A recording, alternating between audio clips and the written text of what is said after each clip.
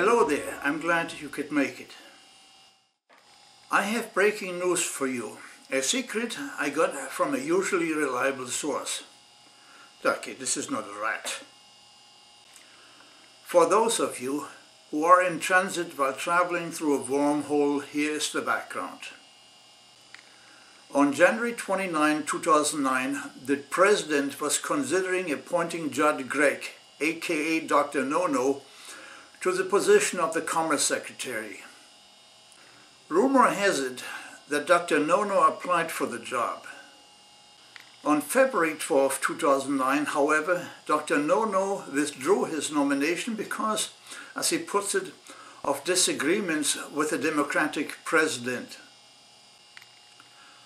From the onset, that explanation was suspicious, as Obama had not made a secret out of his stimulus plans long before Dr. No-No applied for the job.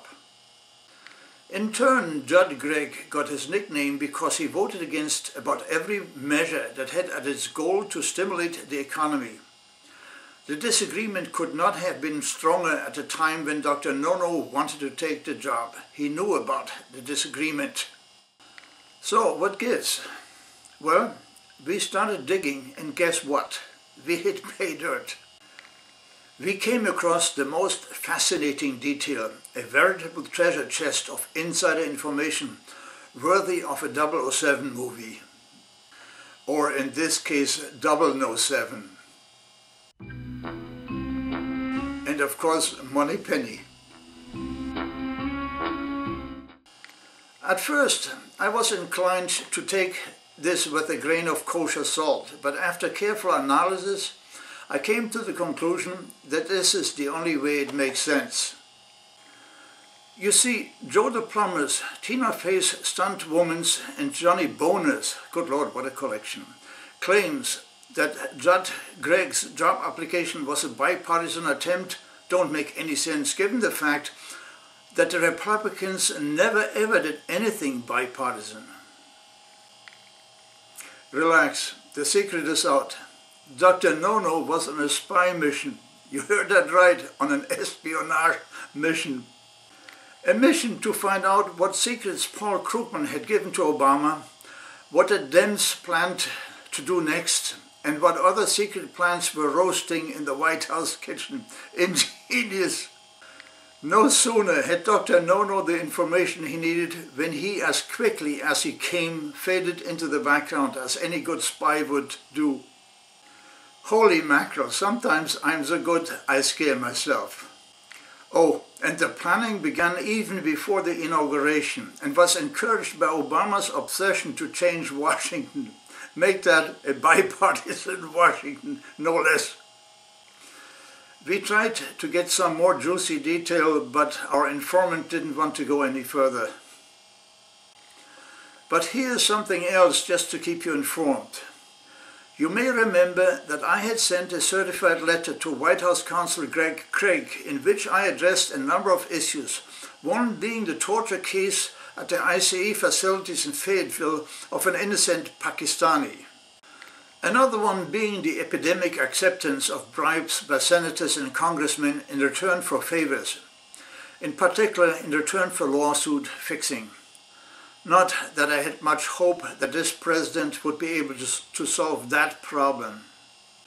Well, the promise of change did not include to change the modus operandi of the White House Postal Service. It still follows the practice Bill Clinton used, namely, neither letter sent by tracking receipt nor certified letters are confirmed as delivered. You see, if they would confirm the receipt as paid for at the post office, then they may invite problems. This way they can always say, we didn't get it, the post office must have lost it. Holy cow, and I thought Zimbabwe was bad. Let's go for a moment to another issue, the cause of the collapse of the economy. I had argued for some time that the collapse of the housing market was not the only cause for our current disastrous economy. After watching CNBC's House of Cards program, I have to say that it at least was a major cause. CNBC presents a convincing case that the housing crisis is a direct result of unadulterated fraud. Fraud that must be investigated by Eric Holder's Department of Justice. I am not referring alone to the fact that the mortgage industry failed to disclose to illiterate home buyers financing on the basis of a variable mortgage rate that a small increase in the prime rate of 1% or less could double their payments. I am referring to the practice of packaging BBB mortgages and offer them as AAA investments, knowing they were no AAAs. Bear Stearns and other investment companies' executives knew about the fraud, condoned it, and went on for years in what can only be described as a racketeering scheme, and did so despite clear mathematical proof known to them showing that the scheme would fail. You should absolutely take the time and opportunity and watch CNBC's program. It is called House of Cards and is an excellent production. Take care, my friends. I'll see you tomorrow.